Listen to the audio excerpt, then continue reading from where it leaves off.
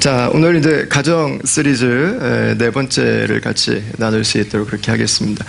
첫 번째 주에 저희가 나눴던 부분은 예비 부부였어요. 요셉하고 마리아였습니다.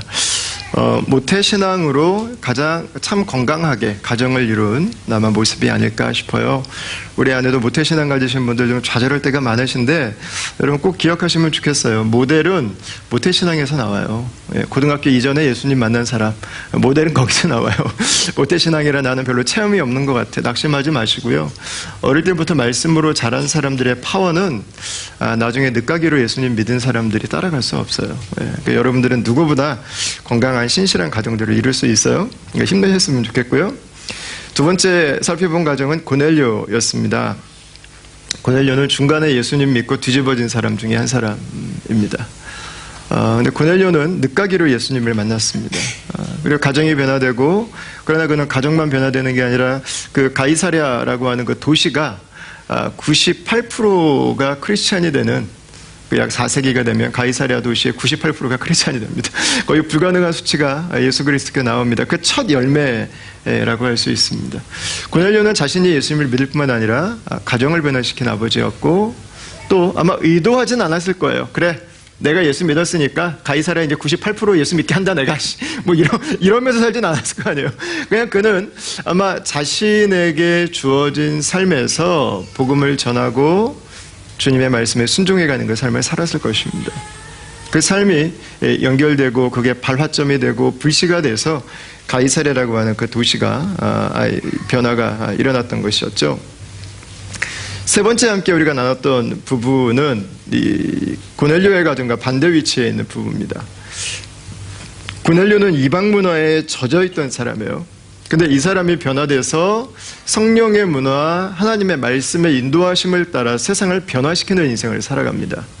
근데 아나니아와 삽비라는 정확하게 반대에 있습니다. 이 사람들은 예수님을 믿고 이 사람은 교회를 다니고 있습니다. 이 사람은 교회에 어느 정도 헌신도 하고 있습니다. 그런데 이 사람들의 삶을 실제로 지배하고 있는 것은 죄의 습관이었습니다. 어두움이었어요.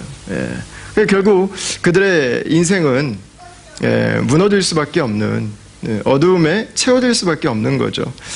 저는 조윤기 목사님께서 예전에 쓰신 책 중에 4차원의 영적 생활, 신앙생활인가요? 그런 책이 있었어요. 4차원 들어가는 시리즈를 몇 개를 내셨는데, 그거에 대해서 사실 보수 교단 쪽에서 비판을 많이 했어요. 목사가 복음을 전해야지. 그 내용이 네 가지거든요. 그리스도인의 말에 대해서, 생각에 대해서, 습관에 대해서, 믿음에 대해서 이 네 가지를 말하고 있어요. 그래서 이제 4차원이라는 단어를 사용하셨는데, 이 조윤기 목사님께서 이 책을 왜 쓰셨는지를 한 인터뷰에서 제가 밝힌 거를 봤었는데, 이 목사님께서 교회에서 너무 열심히 섬기시는 집사님이 계셨어요. 이 재정적으로도 시간으로도 기도할 때도 너무 뜨겁게 하시고 그래서 정말 성령 충만하고 우리 교회가 자랑할 만한 집사님이라고 항상 생각을 했는데, 한번 이 집사님 덕에 한번 일이 있다고 그래서 신방을 갔어요. 근데 집사님 입에서 나오는 말이 너무 놀라운 거예요. 교회랑 너무 다르신 거예요. 뭐 이놈의 팔자가부터 시작해가지고 이제 원망과 저주와 이제 이게 끊이질 않는, 그래서 이 목사님이 너무 이상하셨던 거예요. 아니 왜 교회에서 그렇게 열심히고 그렇게 뜨겁고 기도도 그렇게 잘하시고 그렇게 헌신하시는데 왜 가정에선 다르냐는 거죠. 그러니까 여러분 이게 이 성령의 언어가 세상의 언어에 밀리는 거예요. 그래서 세상 언어의 근력은 몸짱이에요, 몸짱. 세상 언어의 근력은. 근데 성령의 언어의 근력은 말라버렸어요. 그게 나오지를 않는 거예요. 나오지를 않아. 세상의 습관은 그냥 이 아놀드 슈왈제네거예요. 근데 성령의 습관은 근육이 없어요. 근육이 없어. 그러니까 세상의 습관이 더 왕성한 거예요. 왕성해. 세상적인 반응이 더 빠른 거예요. 그걸로만 그냥 붙잡혀 가는 거죠.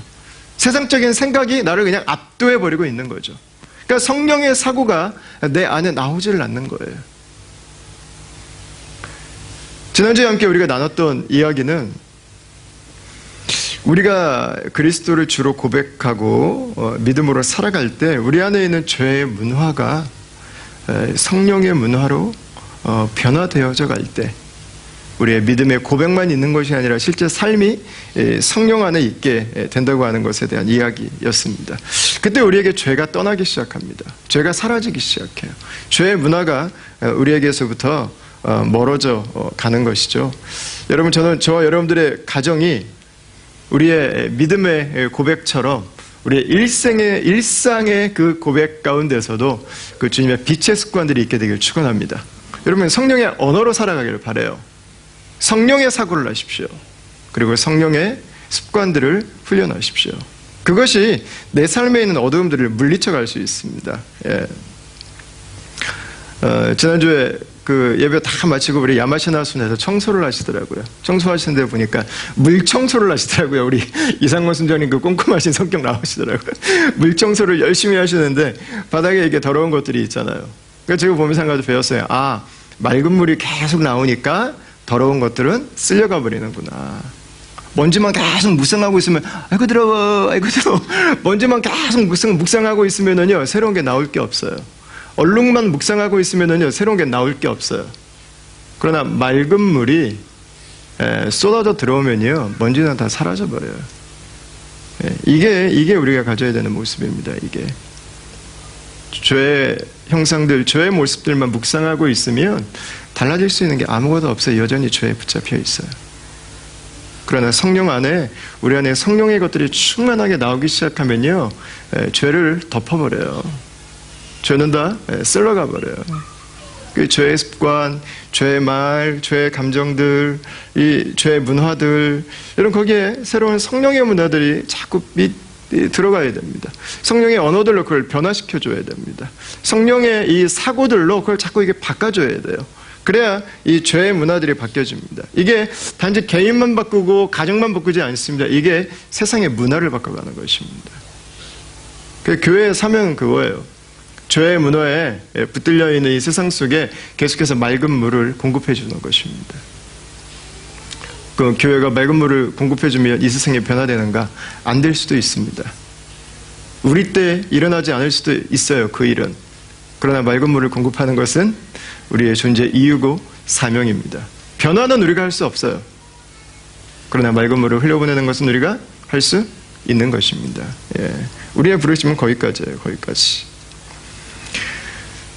그래서 우리가 이 안과 밖이 똑같은, 그리고 우리의 믿음과 삶이 연결되어져 가는 그런 건강한 이 가정의 모습들을 이루어가기 위해서 우리가 그 말씀을 함께 나눴고요.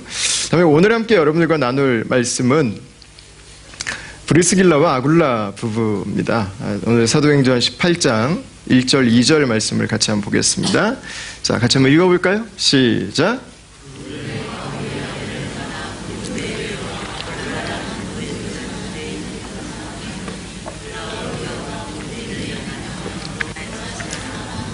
그가 그 안에 브리스길라와 함께 이달리아로부터 새로 온지라 바울이 그들에게 가매. 아멘. 이 부분은요 참 독특한 부분입니다. 왜냐하면 성경에 이 부부가 여러 번 등장을 하게 되는데요. 바울 서신에도 나오고 사도행전에도 나오고 두 부부의 이름이 떨어져서 등장할 때가 단 한 번도 없는 부부입니다. 네, 독특하죠? 아마 모든 사람들이 볼 때 그 두 부분이 항상 붙어 있으셨던 것 같아요. 아마 금술이 되게 좋으셨던 것 같기도 하고요. 또 같이 팀으로 함께 살아가는 그런 멋진 부부였던 것 같습니다. 이 아굴라라고 하는 남편은 흑해 남단의 도시인 그 본도에서 태어나서 로마에 거주하던 사람이었습니다. 로마에는 유대인들이 많이 살고 있었어요. 이 당시에. 로마 전체 인구가 약 50만 명이었는데요. 50만 명 중에 유대인들의 인구가 약 8% 정도 됐었습니다. 그러니까 50만 명 중에 4만 명 정도가 유대인들이었습니다. 굉장히 많은 숫자죠. 그래서 이 사도행전 18장 이 아굴라와 브리스길라 시대에 로마 황제가 클라우디우스였는데요. 이 클라우디우스 황제가 유대인들을 무시하지 않았다고 하는 게 그의 정책을 보면 알 수 있습니다. 시오노 나나미가 쓴 로마인 이야기 7권에 보면 악명 높은 황제들 편이 있어요. 근데 거기에 이 클라우디우스 황제 편이 나오는데 그는 유대인들에게 굉장히 관대한 정책을 썼습니다. 그 실제로 어느 정도 관대한 정책을 썼냐면 이 팔레스타인 본토에 있는 유대인들과 로마 제국 다른 도시에 흩어져 있는 유대인들에게 그들에게 맞춤식의 배려를 할 정도로 정책을 따로 구분해서 적용할 정도로 유대인들에게 굉장히 좀 관용하는 그런 정책을 썼던 부부였습니다. 그러니까 이런 시대에 이 아굴라 부부가 로마에 살고 있었어요. 근데 어느 날 클라우디우스 황제가 추방령을 내립니다. 그래서 지금은 로마를 떠나서 고린도에 살고 있는 부부였습니다. 왜 갑자기 클라우디우스 황제가 이런 그 로마에 살고 있는 4만 명이나 되는 유대인들을 추방령을 내렸는가? 그 이론 중에 하나는 유대인들과 그리스도인들의 갈등이었습니다. 그 유대인들이 유대교가 딱 하나일 때는 배려를 해줬는데 그리스도인들이 나타나가지고 유대교 안에서 서로 진짜라고 갈등이 시작되니까 그게 황제 입장에서는 좀 불편했던 것 같아요. 사회 소란을 만들어내니까. 그래서 아예 그냥 다 유대인들은 그 로마에서 이제 떠나라고 하는 그 명령을 내렸습니다. 그래서 오늘 고린도에 왔고요. 고린도에 와서 바울을 만났습니다. 그런데 오늘 본문을 여러분 잘 읽어보시면 바울이 이 브리스길라와 아굴라를 만나서 복음을 전했다는 표현이 없어요. 아마 그걸 보면 이 브리스길라와 아굴라는 이미 로마에서 그리스도인이 되어서 고린도에 와서 바울을 만난 것이 아닌가라는 생각이 듭니다. 이 부부는 우리와 참 닮은 꼴이 많은 부부인 것 같아요. 첫 번째 이민자입니다. 이민자. 이 노마딕 라이프를 살아가는 사람입니다. 다 노마드들입니다. 한 군데 머물러 있지 않은 사람들입니다. 이미 태어난 곳이 다르고 우리가 살고 있는 곳이 다르다고 하는 것 자체가 우리는 이미 노마드들입니다. 유목민들이에요. 한 군데 안정되지 않은 사람들입니다. 이민자의 정서 중에 가장 아이러니한 것이요. 이민자의 정서 안에는 약간 모순되는 두 가지가 동시에 있어요. 모국을 떠났기 때문에 안정, 정착의 굉장한 갈망이 있습니다. 그런데 동시에 어느 곳에서 마음을 두지 못해요. 이 두 가지의 갈등이 이민자들로 하여금 계속되는 정서적인 고갈을 만들어가요. 그러니까 마음이 항상 약간 좀 야리야리한 마음 깊은 곳에 약간의 그 치근함이 있는 그런 모습들이 항상 있죠. 이 이민자의 삶이 노마드구나, 유목민이구나 라고 하는 것을 가장 잘 표현하는 단어가, 저는 야곱이 이민자로 야곱은 오래 살았잖아요. 자기가 태어난 곳에서 도망쳐서 외삼촌 집에서 평생을 거의 보냈으니까 그는 이민자였어요. 나중에 또 나이 다 들어가지고 다시 자기 태어난 원래 고향으로 돌아가잖아요. 그 이민자의 삶을 살던 야곱이 나중에 거의 막내 아들 덕분에 이집트로 이제 국제 이민을 가게 됩니다. 그래서 이집트의 황제 파라오를 만나서 파라오 앞에서 이야기하죠. 몇 살입니까? 물어보니까 내 나그네 연수가 대답합니다. 야곱은 주저하지 않고 자신의 인생을 나그네라고 이야기했어요. 저는 창세기를 읽으면서 그 표현은 이민자들이라면 저는 너무 잘 이해할 수 있는 표현이 아닐까 싶어요. 와닿는 표현이죠. 브리스길라와 아굴라는 이민자들이었습니다.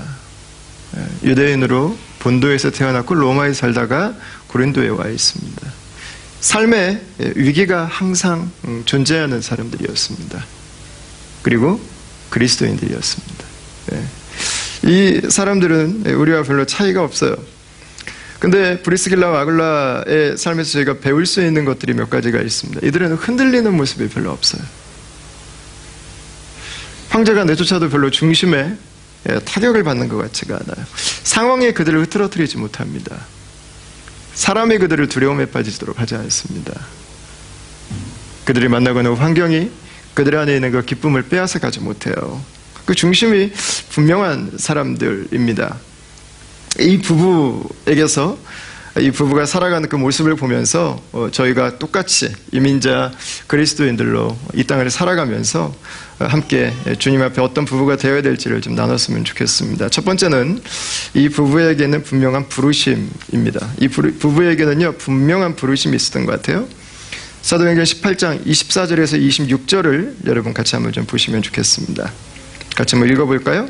자, 알렉산드리아에서 같이 읽겠습니다. 시작.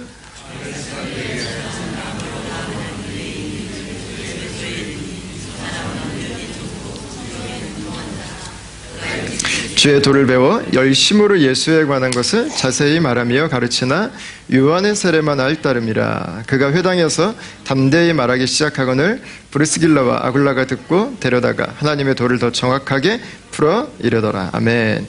자, 이 브리스길라와 아굴라는 주의 도, 하나님의 도를 배웠습니다. 그리고 열심으로 예수에 관한 것을 자세히 말하며 가르치는 삶을 살았다. 이렇게 기록하고 있습니다. 이 두 부부에게는 한 가지 부부로 살아가면서 사명이 있었습니다. 그것은 예수님을 전하는 것이었습니다. 복음을 나누는 것이었어요. 내가 만난 이 예수님을 전하지 않을 수 없었던 것입니다. 전도는 누가 하는가?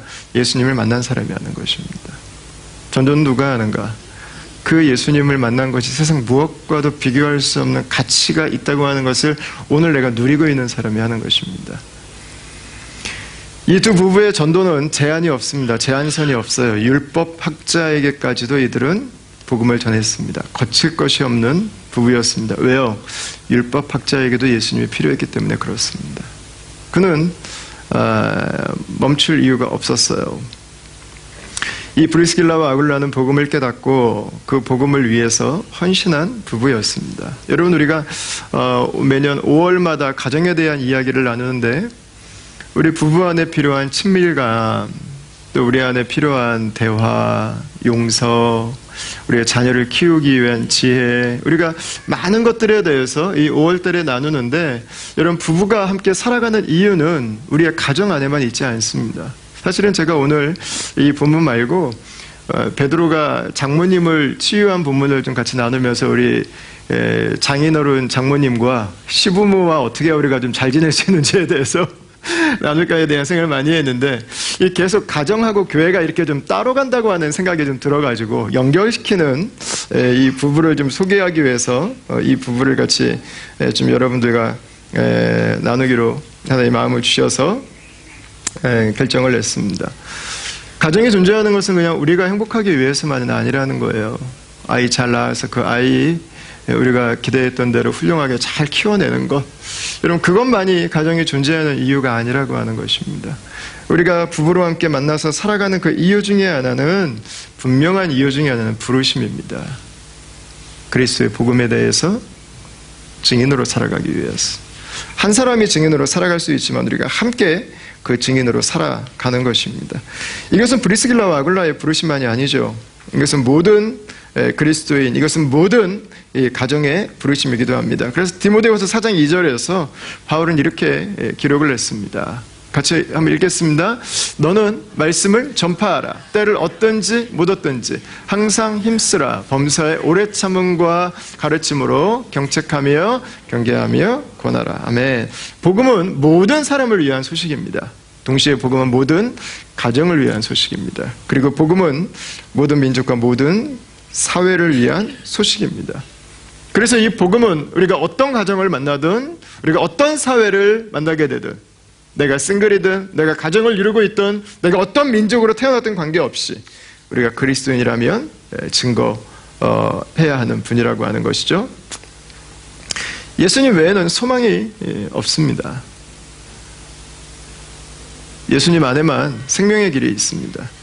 복음을 증거하는 것은 주저할 이유가 될 수 없습니다. 여러분, 저와 여러분들이 세상에 죄에 붙들려 살던 삶을 벗어버리고 예수에 붙들려 사는 삶으로 힘있게 나아갈 수 있게 되길 축원합니다. 예수님에게 붙들린 인생이 되는 것이죠. 사실 부부는 복음을 전하기에 가장 좋은 세팅입니다. 남자에게도 전할 수 있고 여자에게도 전할 수 있고, 또 인생을 함께 살아가면서 가정의 위기, 개인의 위기를 다 경험했기 때문에 우리 주변에 있는 다른 누군가의 그 삶의 위기와 아픔을 공감할 수 있는 사실 가장 좋은 세팅입니다. 복음을 전하기 위해서 가정을 오픈할 수도 있고요. 또 그 사람의 삶의 어려움과 또 삶의 필요들이 함께 공감대가 되기 때문에 복음을 전하기 위해 친구가 되고 함께 관계를 만들어갈 수 있는 가장 좋은 세팅이라고 할 수 있습니다. 전도는 관계를 통해서 하는 것입니다. 이벤트를 통해서 이루어지는 시대는 이제 좀 지나간 것 같아요. 복음은 관계를 통해서 전하는 것입니다. 오랫동안 누군가를 아니면 어떤 가정을 교제하면서 알아가면서 그들의 삶의 필요들을 들여다보고 같이 그 사람들이 내 가족이 되고 내 친구가 되고 나의 기도 제목이 되고 그리고 1년이 지나고 2년이 지나고 오랜 시간들을 함께 지내면서 내가 그리스도와 함께 살아가는 그 삶을 보면서 그들이 예수님에게 관심을 갖고 또 예수님에 대해서 묻고 함께 그리스도인의 삶으로 나올 수 있도록 부부로 함께 가정을 이루어서 살아간다고 하는 것은 가장 좋은 그 방식이라고 할 수 있는 것이죠. 오늘 26절, 27절을 다시 한번 보겠습니다. 그가 회당에서 담대히 말하기 시작하거늘 브리스길라와 아굴라가 듣고 데려다가 하나님의 도를 더 정확하게 풀어 이르더라.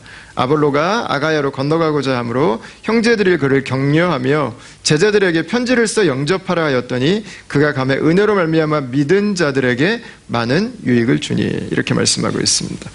부부가 같이 세트로 움직입니다. 그죠? 전도하기 위해서 한 팀으로 움직이고 있습니다. 이랜드 회장이신 박성숙 씨는 부부가 목표가 있대요. 부부가 1년에 한 가정씩 전도하는 거. 부부가 같이 가지고 있는 목표예요. 1년에 한 가정씩. 우리가 매년마다 한 가정씩 기도해서 1년에 한 가정씩은 우리가 주님 앞으로 인도합시다. 그러니까 이걸 30대 정도에 작정을 하셔가지고 일생 목표가 50가정 전도하는 거랍니다. 50가정 전도하는 거. 그러니까 실제 삶의 한 부분이 되는 거죠. 부부가 한 사람에게 관심을 갖습니다. 개인적인 관계를 맺습니다. 그리고 복음을 전할 기회를 성령께 구합니다. 그리고 복음을 전합니다. 뒤에 보니까 그냥 복음만 전하고 이제 복음 전했으니까 잘 가십시오. 당신 구원받았습니다. 그리고 끝내지 않습니다. 어떻게 하면 그들을 공동체에 소개시켜줍니다. 그리고 공동체의 일원이 돼서 살게 합니다. 그리고 그 사람이 다른 도시로 간다니까 추천서를 써줍니다. 그리고 그 도시에 있는 공동체 식구들을 만나도록 연결을 시켜줍니다. 그리고 거기에서 믿음을 가지고 살아갈 수 있도록 돕죠. 이런 복음을 전하는 자세는 나의 유익이 아닙니다. 그 사람을 생각하는 것입니다. 나의 만족을 위해서 내 사람 만들기 위해서 복음 전하는 게 아니에요. 진심으로 그 사람에게 관심이 있을 때 가능한 것입니다. 근데 이 뒤에 나오는 이 역사가 더 놀랍습니다. 28절을 한번 보시죠.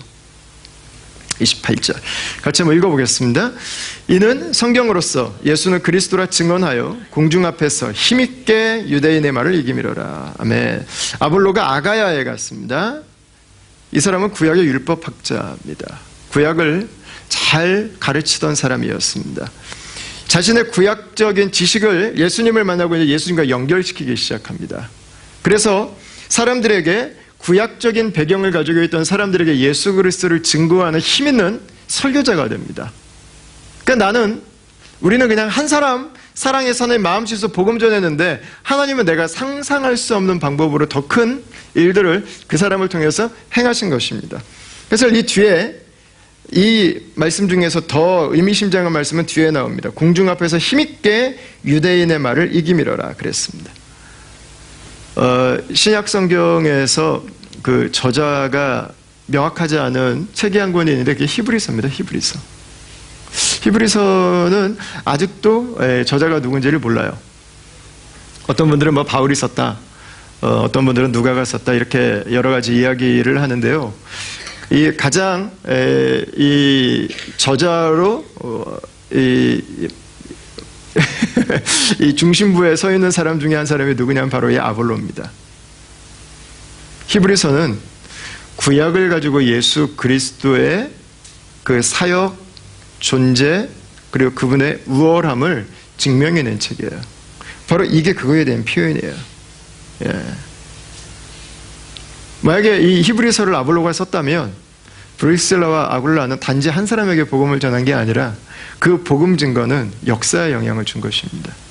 그리고 저와 여러분들이 히브리서를 통해서 예수 그리스도가 누군지를 더 정확하게 배우고 알 수 있는 그런 귀한 은혜를 지금 누리고 있는 것이죠. 여러분, 중요한 것은 이런 귀한 사역자를 세우는 일을 한 부부의 부르심에서, 한 부부의 주의 복음에 대한 충성됨에서부터 시작했다고 하는 것입니다. 이들은 예수님을 소개해 주었고 예수님의 제자를 삼았습니다. 그리고 이들은 주님의 사람을 세웠습니다. 이들은 주님의 제자를 일으켰던 것입니다. 이것이 이들의 목표였습니다. 그리고 이것이 바로 저는 또한 저와 여러분들의 목표라고 믿습니다. 사도행전 18장 3절을 한번 보십시오. 브리스길라와 아굴라의 직업이 나오는데, 생업이 같으므로, 바울과 생업이 같습니다. 함께 살며 일을 하니 그 생업은 천막을 만드는 것이더라. 이렇게 이야기합니다. 이들은 직업인이었습니다. 부부였습니다. 이들은 이민자였습니다. 이들은 그리스도인이었습니다. 우리와 연결되는 부분이 너무 많은 부부예요. 그들의 삶의 목표는 그들의 직업과 그들의 가정 안에만 있지 않았습니다. 그들의 삶의 목표는 직업을 가지고, 가정을 가지고 살았지만 예수 그리스도에게 정확히 초점이 맞춰 있었어요. 그리스도, 그분이 내 삶의 이유였고 내 삶의 목표였습니다. 다른 것을 뒤돌아보지 않고 내가 비즈니스를 하고 내가 가정을 꾸리고 살아가지만 그 가운데 우리의 삶에 바라봐야 되는 지향점, 우리의 삶의 목표점은 흔들리지 않았던 것이죠. 그래서 그들은 쫓겨가든 이민을 가든 바뀌지가 않아요. 그들은 동일한 모습으로 자신들의 부르심을 따라가는 것이었습니다. 여러분, 누가 복음 전합니까? 어렵지 않습니다. 누가 복음 전해요? 훈련 열심히 받은 사람이 전해요? 아니에요. 복음은 예수님 만난 사람이 전하는 거예요. 이들은 내가 만난 예수를 전하지 않을 수 없었어요. 여러분, 이들은 예수님의 제자를 삼습니다. 여러분, 누가 제자 삼습니까? 제자는 누가 삼습니까? 제자가 되어본 사람이 삼습니다. 목사가 제자 삼아요? 아니에요. 목사인데 제자가 되어본 경험이 없으면은요, 제자 못 삼아요. 성도는 제자 못 삼나요? 아니요. 여러분들이 그리스도의 제자가 되어서 세상의 제자가 아니라 예수의 제자로 내 인생이 변화되어간 그 과정을 겪고 있다면 여러분들이 제자 삼으시는 거예요. 복음을 전하고 제자 삼는 것은 직분의 문제가 아닙니다. 조직의 문제가 아닙니다. 여러분, 이것은 내가 예수님을 만났는가 하는 것입니다. 내가 예수님의 제자로 변화된 적이 있는가라고 하는 것입니다. 여러분, 저는 우리 공동체에서 함께 우리가 만나서 믿음의 삶을 살아가면서 우리의 가정이 이 복음을 위해 헌신될 수 있기를 바랍니다. 우리의 가정이 이 복음을 전하기 위해서 분명한 결단이 여러분 일어날 수 있게 되기를 바랍니다. 하나님께서 우리에게 주신 이 모든 삶의 상황들 속에서 우리의 중심이 흔들리지 않는, 어떤 상황에서 어떤 일을 맡게 되더라도 여러분, 그 가운데서 예수 그리스도를 증거하고 예수 그리스도를 예수님의 제자를 삼는 그 사명에 우리가 온전하게 여러분 우리를 내어드릴 수 있게 되기를 바랍니다. 예, 그게 이 땅에 교회가 존재해야 되는 이유예요. 자, 그러면 이 브리스길라와 아굴라는 복음 전하고 제자 삼는 삶으로만 끝나는가? 그렇지 않습니다. 16장 19절 말씀을 우리 같이 한번 읽어보겠습니다. 고린도전서 16장 19절입니다. 자, 같이 한번 읽겠습니다. 시작. 아시아의 교회들이 너희에게 문안하고 아굴라와 브리스가와 그 집에 있는 교회가 주 안에서 너희에게 간절히 문안하고. 아멘. 여기 굉장히 독특한 표현이 하나 나오죠. 뒷부분 보시면 바울이 고린도 교회에 보낸 편지에 보시면 아굴라와 브리스가와 그 집에 있는 교회라는 표현이 나옵니다. 그 집에 있는 교회. 아굴라와 브리스길라는 그 집에 교회가 있었습니다. 자, 그러면 아굴라하고 브리스길라의 집에 교회가 있었구나. 바울이 이 고린도전서를 어디서 썼을까요? 바울이. 이게 앞부분하고 연결되는 포인트예요. 사도행전 18장을 다시 한번 가보겠습니다. 사도행전 18장 18절 19절입니다. 자, 좀 잘 보십시오. 바울이 더 여러 날 머물다가 형제들과 작별하고 배 타고 수리아로 떠나갈새 브리스길라와 아굴라도 함께 하더라 그랬어요. 그들이 에베소에 와서 그들을 거기 머물게 하고 그랬습니다. 바울과 브리스길라 아굴라가 함께 여행을 합니다. 그리고 그들이 에베소에 왔습니다. 그리고 에베소에서 바울이 어느 정도 머물다가 브리스길라와 아굴라는 에베소에 머물고 바울은 다시 길을 떠났습니다. 자, 고린도전서는 어디 썼을까요? 에베소에서 썼습니다. 예. 아까 아볼로가 변화된 곳이 어디예요? 브리스길라 아굴라 만난 곳이 에베소입니다. 아볼로에게 복음을 전하고 그를 교회로 인도했습니다. 그 교회가 어디 있었어요? 자신의 집에 있는 교회였어요. 예. 여러분, 브리스길라와 아굴라는요, 복음 전하고 제자 삼고 그걸로 끝나지 않았어요. 그들은 자신의 가정을 오픈했어요. 복음을 위해서. 제자 삼기 위해서. 이 당시는 큰 교회들이 없었어요. 이런 예배당 없었습니다. 예, 다 가정에서 모였습니다. 마가의 다락방 같은 경우는 굉장히 아마 부유한 그 집에 있는 뱅킹룸 아마 같은 거였을 거예요. 그게 한 120명 정도 들어갈 수 있는, 150명 정도 들어갈 수 있는 그런 연회장 같은 아마 장소였을 것입니다. 그게 가장 많은 인원이 모일 수 있는 장소였습니다. 다 집에서 모였습니다. 내가 복음을 전하고 그 사람들이 예수님을 영접하고 한 사람 두 사람 모이기 시작했어요. 장소가 없어요. 자신의 집을 오픈했어요. 교회를 사용하기 위해서. 오늘날 우리 교회로 생각하신다면 우리 순장순모님들 생각하시면 돼요. 순장순모님들.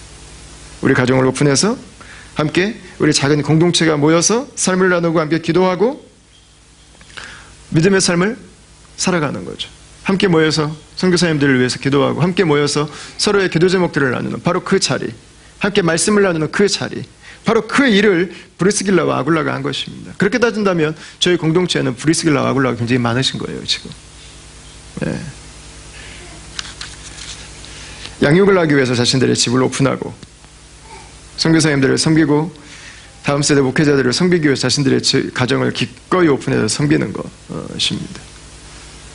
여러분, 이들에게는 개인적인 이 복음을 증거해야 되는 사명도 있었지만 사역적인 사명도 있었던 것 같아요. 사역적인 사명. 나는 이걸 위해 살아야 될 것 같아. 우리의 가정은 이걸 위해 살아야 될 것 같아 라는 것입니다. 여러분, 언제 누가 가정을 오픈할 수 있을까요? 누가 사역할 수 있을까요? 집이 큰 사람이 할 수 있을까요? 연봉이 어느 정도 되면 2주에 한 번씩 사람들 초청해서 식사 대접할 수 있을까요? 아무 관계 없어요. 아무 관계 없어요. 그럼 무엇과 관계가 있어요? 사역적인 부르심과 관계가 있어요. 부르심. 저희 교회에서 사역하는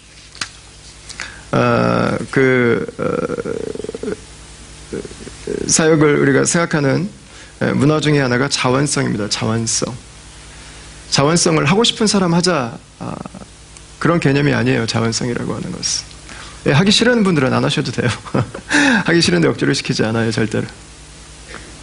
자원성은 사역적인 부르심이 있는 사람이 하자는 거예요. 부르심이 있는 사람. 그 사람은 시킬 필요가 없어요. 사람에 따라서 움직일 필요가 없어요. 성령이 부르셨고 성령이 마음을 주시면 그 사람은 그 자리를 지키는 거예요. 네. 하고 싶으면 하고 마음 생기면 하고 그러지 않아요. 하기 싫어도 그 자리에 지키는 거예요. 왜? 나에게 주신 부르심이니까. 내가 해야 되는 사명이니까. 네. 시간이 되면 하고 시간이 안 되면 못하고 그러지 않아요. 시간을 내서 하죠. 부르심인데. 그게 자원함이에요. 자원함. 그 자원한 사람 한 사람은요, 할까 말까 망설이는 100사람, 10,000사람보다 더 강해요. 내 안에 성령께서 주신 부르심이 있는 사람은 상황에 따라서 얼마든지 변화될 수 있는 사람, 100사람, 1000사람 비교할 수 없는 파워가 나오게 돼 있어요. 하기 싫으면 안 하셔도 돼요. 그러나 저는 기도해요. 성령님께서 우리 안에 그 자원함의 마음을 부어주시도록, 주님의 교회를 향한 그 자원함의 마음을 부어주시도록, 다음 세대를 향한 주님의 마음을 부어주시도록, 열방과 땅끝을 향한 그 주님의 마음을 부어주시도록, 주님의 예배를 향한 그 성령의 마음을 부어주시도록, 여러분 그 은혜가 우리 공동체 안에 있기를 축원합니다. 축복합니다. 예. 여러분 사역은 그때 되는 거예요. 그때.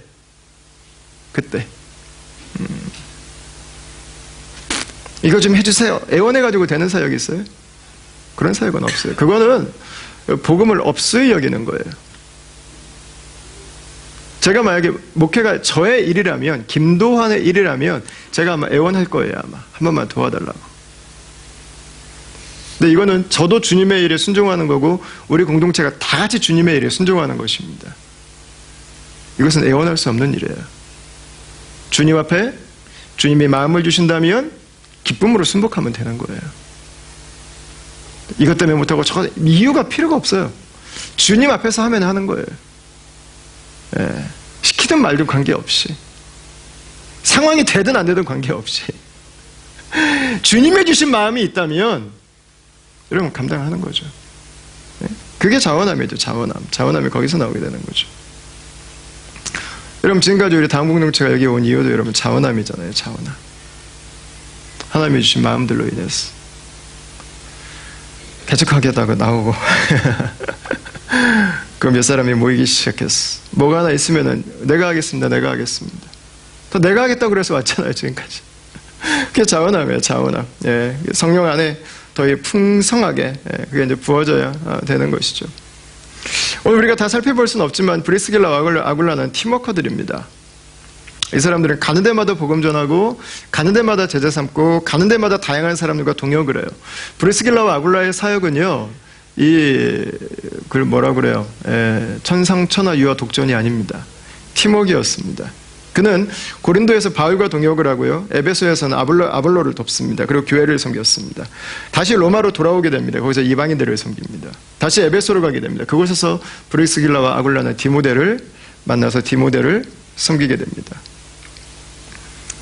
이들은 팀워커예요. 팀워커. 홀로 사역하지 않았어요. 예. 여러분 팀워크는 언제 나옵니까? 팀워크는 내가 중요하면 나오지 않습니다. 내 생각이 중요하면 팀워크는 나오지 않아요. 팀워크는 나보다 우리가 중요할 때 나오는 것입니다. 성경에서는 이걸 굉장히 정확하게 말해요. 성경에서 이거는 지체의식이라고 말을 하고 있습니다. 몸을 위해서 내가 존재할 때 지체들이 살게 되는 것이죠. 장기들이 몸을 생각하지 않으면 몸은 시스템 붕괴를 경험하고 소멸하게 되는 것입니다. 자, 로마서 16장 3절 4절을 한번 보겠습니다. 이들의 지체로 살아가는 그 모습이 무엇인가 하는데, 로마서 16장 3절 4절입니다. 우리 같이 한번 이 말씀을 읽겠습니다. 시작. 너희는 그리스도 예수 안에서 나의 동역자들인 브리스가와 아굴라에게 문안하라. 그들은 내 목숨을 위하여 자기들의 목까지도 내놓았나니 나뿐 아니라 이방인의 모든 교회도 그들에게 감사하느니라. 아멘. 그들은 바울을 위해서 목숨까지 내놓았다 그랬습니다. 아마 바울이 죽음에 처할 위기 가운데 있었는데 자신들이 나서면 자신들도 죽을 위험에 처하게 되는데 아마 망설이지 않고 바울을 위해서 나섰던 것 같습니다. 그래서 이런 표현을 한 것이 아닌가 싶어요. 이들은 나보다 하나님의 나를 먼저 생각했습니다. 나보다 우리를 먼저 생각했습니다. 그래서 상대를 위해서 내가 기꺼이 내려갈 수 있는 그 준비를 하고 있었던 것입니다. 여러분, 사실 우리가 존재하게 된 것은 예수님의 죽으심 때문입니다. 예수님이 그분의 목을 내놓으셨기 때문이에요. 그분이 목을 안 내놓으시려고 했으면 우리에게 찾아온 것은 생명이 아니라 심판이었습니다. 죽음이에요. 그분이 죽으신 게 아니라 우리가 죽어요. 가정은 남편이 죽어야 존재합니다. 가정은 아내가 죽어야 존재합니다. 교회는 내가 죽어야 존재합니다. 그래야 교회가 살아요. 그리고 교회가 죽어야 세상이 살아요. 예수사 교회생, 아사 교회생, 교회사 세상생. 여러분, 내가 죽어야 교회가 사는 거예요. 내가 죽어야. 그게 교회예요. 그게 교회. 목을 내놓을 때, 나를 내어놓을 때 사는 거죠.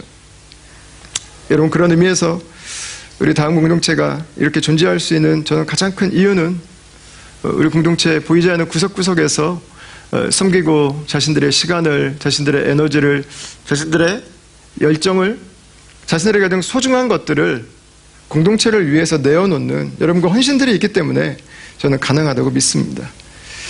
저희가 지금 목회자 컨퍼런스를 준비하고 있는데요.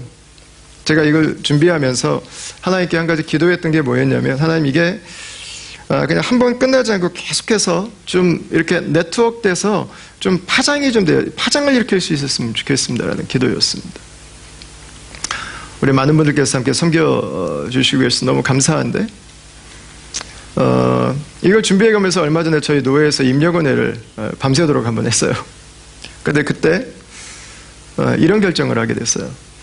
우리 노회 교회가 한 60개 정도가 있는데 그 노회에 있는 모든 전도사님들 다 같이 한번 1년에 한두 번 같이 모여서 같이 교제하고, 또 그분들하고 같이 식사도 하고, 또 그분들에게 좋은 잘 준비된 강의들도 좀 전달해 드려서 우리 노회 안에 있는 우리 전도사님들이 좋은 목회자로 잘 준비될 수 있는 시간들을 갖자, 그런 이야기들이 같이 결정이 됐어요. 또 이 일을 해가면서 우리 청년부 사역자들이 지금 4-5분 정도가 시드니에 있는 그 메이저 교회들이에요. 청년부 사역자들이 지금 네트워크를 하려고 지금 움직이기 시작했어요. 그래서 어떻게 청년들에게 복음을 전하고 그들에게 좀 가장 도움이 될 수 있는 그 사역들, 어떻게 그들을 제자 삼을까, 그거에 대한 지금 고민들을 지금 시작하고 있어요. 얼마나 감사한지 모르겠어요. 그 다음으로 저 한 잡지사에서 또 취재하고 싶다고 인터뷰까지 요청이 와가지고 같이 이것을 하는 목적에 대해서 한번 잠시 설명하는 시간도 가졌고요. 개인적으로 앞으로 저는 저희 교회는 모든 양육 과정을 다 좀 오픈해서 좀 나눠드리고 싶어요. 올해 목회자 컨퍼런스를 하고 2월 달에는, 9월 달에는 이틀 정도 시간을 내서 저희 교회에서는 새가족관부터 제가 신청하신 분들 저희 교회에 모셔서 다 좀 전해드리고 싶어요. 1년에 하나씩. 그래서 그분이 담임 목회를 하시든 개척을 하시든 뭘 가지고 해야 될지에 대한 좀 정확한 그림을 가지고 좀 시작하실 수 있도록 그냥 다음 교회를 다 오픈해 드리는 거예요. 오픈해 드리는 거. 예. 그리고 지금 다른 교회 담임 목사님들하고 같이 좀 제가 같이 좀 제안을 하고 있는데 4-5 교회만 되면 될 것 같아요. 그러니까 담임 목사님들 교제하는 분들이 있는데 부교역자들까지 다 같이 모여가지고 1년에 한 2-3일 정도씩 담임 목사님들도 좀 돌아가면서 같이 강의도 좀 해주시고, 우리 김건우 전사님 같은 분, 우리 이영민 목사님 같은 분 제 밑에만 있으면 안 되잖아요. 우리 장성호 목사님이 이미 저를 능가하시는 분이라 제가 감히 표현을 못하겠고 제 밑에만 있으면 안 되잖아요. 제 한계를 좀 넘어서 야죠. 저를 좀 딛고 일어나야죠. 그래서 저보다 더 잘 준비된 목사님들 강의도 좀 듣고 그분들이랑 좀 교제할 수 있는 좀 장을 좀 열어주고 싶어요. 그냥 우리 하나 잘 되는 게 아니라 정말 다음 세대를 생각한다면, 정말 이 땅에 있는 교회들을 생각한다면 그분들이 잘 돼야 돼요. 그분들이. 그럼 열어주고 울타리 안에 가둬놓지 말고 이게 파장을 만들어가는 거예요. 얼마나 감사한지 모르겠어요. 저희 2번째 공동체 개척하면서 아까 우리 성윤 형제가 좀 어려워하시는 분이 계시다고 그러는데 저한테 좀 알려주세요. 제가 좀 만나 뵙게. 별로 안 계신 것 같은데 계시다고 그러네. 이걸 제가 하면서요, 이번 주에 우리 이번 주에 제가 재밌는 전화를 하나 받았어요. 어제 저를 너무너무 사랑해 주시는 목사님 한 분이 갑자기 급하게 저한테 전화를 하셨어요. 김 목사님, 다음 교회 사임했어! 막 그러는 거예요. 그래서 제가 깜짝 놀라가지고, 목사님 저 다음 교회 잘렸답니까? 그러니까 이게 한국 분들 창작 능력과 전달 능력이 정말 뛰어나고 빨라요, 아주. 이 작업이요, 코너스톤 교회에 지금 엄청난 격려가 되고 있어요. 제가 이번 주에 마이크 목사님을 더 만났어요. 지금 저랑 마이크 목사님이 같이 금식을 하고 있는데 이제 이 금식하면서 하나님이 주신 마음들을 같이 이렇게 나누면서 예전에 본인도 그런 생각을 하셨대요. 나중에 나도 교회가 되면 하나님이 때를 열어주시면 2번째 교회를 개척해야겠다. 근데 작년에 잘 아시는 것처럼 코너스톤 안에 있던 한인교회 브랜치도 완전히 흐트러져서 그냥 날아가 버렸어요. 존재하지 않아요. 그리고 이 코너스톤 로컬 처치도 절반으로 줄어들 뻔했어요, 교회가. 근데 하나님이 이 금식하는 시간들에, 기도하는 시간들에 하나님이 그런 마음을 주셨대요. 다음 교회가 코너스톤 교회에서 개척하는 걸 두고, 마이크, 다음 교회가 바로 나의 교회고 너가 개척하려고 했던 바로 그 교회야 라는 마음을 주셨대요. 그래서 마이크 목사님이 자신 안에 있던 작년에 그 교회 어려움으로 인해서 그 주저함이 있고 낙심됨이 있었는데 하나님이 자기 안에 기대하는 마음을 다시 회복시켜 주셨다고. 자기가 지금 너무 흥분되고 내가 진심으로 다음 교회를 지금 기도하고 있다고. 하나님이 다음 교회를 축복하실 거라고. 그 마음을 주시더라고요. 여러분, 하나님께서 우리의 가정의 헌신들이잖아요. 우리 5가정의 헌신이잖아요, 사실은. 우리 공동체의 헌신이잖아요. 하나님께서 이 일들을 통해서 그분의 일들을 이뤄가고 있는 것입니다. 우리는 하나님 나라의 숲을 이루기 위해서 교회를 이루고 있고 또한 함께 섬기고 있습니다. 그리고 이제는 교회를 세우는 기쁨을 우리가 함께 맛보고 있습니다. 아마 이것들을 위해서 우리의 가정이 헌신해야 되는 부분들이 아마 분명히 있을 거예요. 우리 가정이, 부부가 더 많이 누려야 되는 시간들이 있을 수 있는데 그거 양보해야 될 수도 있습니다. 여러분, 그러나 부부가 누려야 되는 시간을 우리가 일부 섬김으로 여러분 한 가정이 예수님을 믿을 수 있다면, 여러분 한 사역자가 일어날 수 있다면, 한 교회가 세워질 수 있다면, 여러분 내 자녀에게 한 번 더 쓸 돈을 우리가 이 땅에 있는 교회들과 열방을 위해서 사용함으로 말미암아서 그 상처와 아픔이 치유가 되고 믿음의 가정을 이루고 믿음의 교회를 세우고 민족의 미래를 새롭게 그려갈 수 있는 리더들이 세워져 갈 수 있다면, 여러분 그것은 우리가 가정을 이루고 살아가면서 함께 같은 마음으로 주의 나라를 위해서 헌신해 갈 때 여러분 우리가 이 세상에서 누릴 수 있는 가장 큰 여러분 기쁨이 아닐까 싶습니다. 제가 지난주에 크리스찬 리뷰사하고 같이 인터뷰를 했어요. 목회자 컨퍼런스 때문에. 인터뷰가 끝나고 나서 같이 식사하는데 우리 권순영 차장님이 자신의 한국에서의 경험담 하나를 들려주시더라고요. 지난번에 한국의 그 영남 쪽에 호주 선교사님들의 그 사역에 대해서 촬영을 하러 가셨대요. 호주에서 한국으로 20세기 초반에 일찌감치 의사 선교사로 섬기러 오신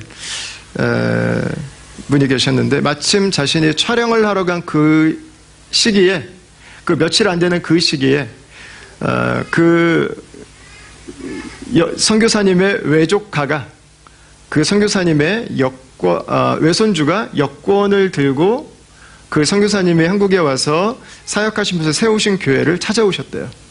그래서 그 교회를 기증하고 그 여권을 그 교회에다가 기증하셨대요. 그러니까 이게 자기가 지금 한국 땅에 있었던 호주 선교사님들의 히스토리를 기록하러 왔는데 이게 너무 격려가 되는 거예요. 그 기간에 외손주가 여권을 갖다가 그 교회에다가 100몇 년 된 교회에다가 기증을 하러 온 거니까 이게 너무 격려가 된 거예요. 근데 재밌는 얘기를 하나 들었대요. 그 교회에서 그 주 토요일 날 결혼식이 하나가 있는데 그 부부가 결혼을 하고 캄보디아에 선교사로 간다는 거예요.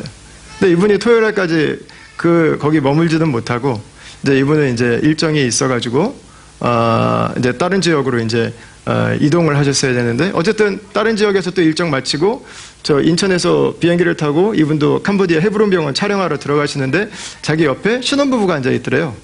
근데 그쪽 억양이더래요. 그래서 혹시 언제 몇 월 며칠 날 어디 교회에서 결혼하지 않았냐고 이 부부가 깜짝 놀란 거예요. 어떻게 하셨냐고. 혹시 여기 지금 선교사로 가는 거 아니냐고. 맞다고. 완전히 기겁할 일이죠. 기겁할 일. 여러분 이게 너무 큰 축복이잖아요. 가정들의 헌신이잖아요. 가정들의 헌신. 그죠? 우리가 다 선교지로 가진 않겠죠.